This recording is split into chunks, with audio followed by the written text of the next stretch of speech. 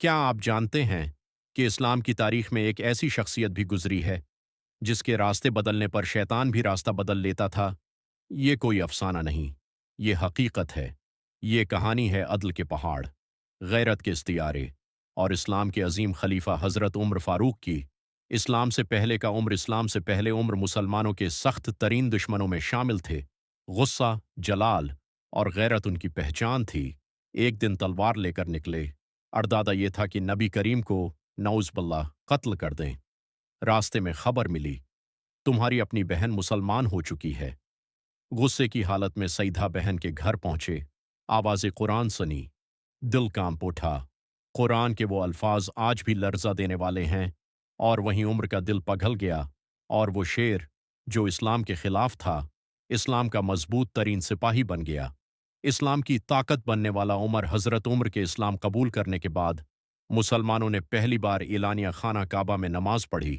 باطل کے ایوان لرز گئے اور حق کا پرچم بلند ہونے لگا۔ یہ وہ عمر تھے جن کی وجہ سے اسلام کو کھلی طاقت ملی۔ خلافت اور عدل کی مثالیں جب حضرت عمر خلیفہ بنے تو ان کی حکومت عدل کی مثال بن گئی۔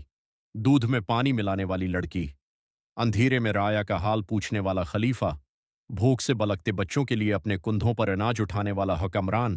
یہ کوئی قصہ نہیں، یہ تاریخ کا سچ ہے۔ فتوحات کا وہ دور جسے دنیا آج بھی یاد کرتی ہے، حضرت عمر کے دور میں اسلام کی سرحدیں تیزی سے پھیلنے لگیں۔ فتح ہوا یروشلم، شکست ہوئی روم اور فارس جیسی بڑی سلطنتوں کو، فتح ہوا فارس، اور اسلام ایک عالمی طاقت بن گیا۔ مگر حضرت عمر شاہی لباس نہیں پہنتے تھے، سادہ کپڑے اور ٹاٹ کا بستر۔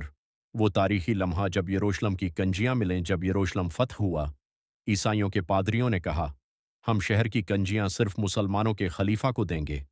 حضرت عمر ایک عام لباس میں اونٹ پر سوار ہو کر پہنچے، کبھی خود سوار، کبھی غلام سوار۔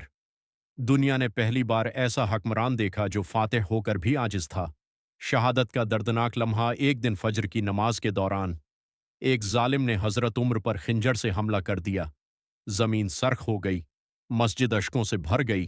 وہ خلیفہ جس سے شیطان بھی ڈرتا تھا، آج اللہ کے پاس واپس جا رہا تھا، اور یوں عدل کا ایک روشن باب ہمیشہ کے لیے مکمل ہو گیا۔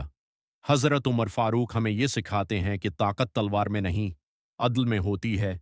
حکومت تخت میں نہیں، تقوی میں ہوتی ہے، اور اصل عظمت اللہ کے آگے جھکنے میں ہوتی ہے۔ اس سے پہلے اگر آپ نے ہمارا چینل سبسکرائب نہیں کیا تو جلدی سے سبسکرائب کر لیں تاکہ مزید اس طرح کی ویڈیو آپ تک سب سے پہلے پہنچ سکیں۔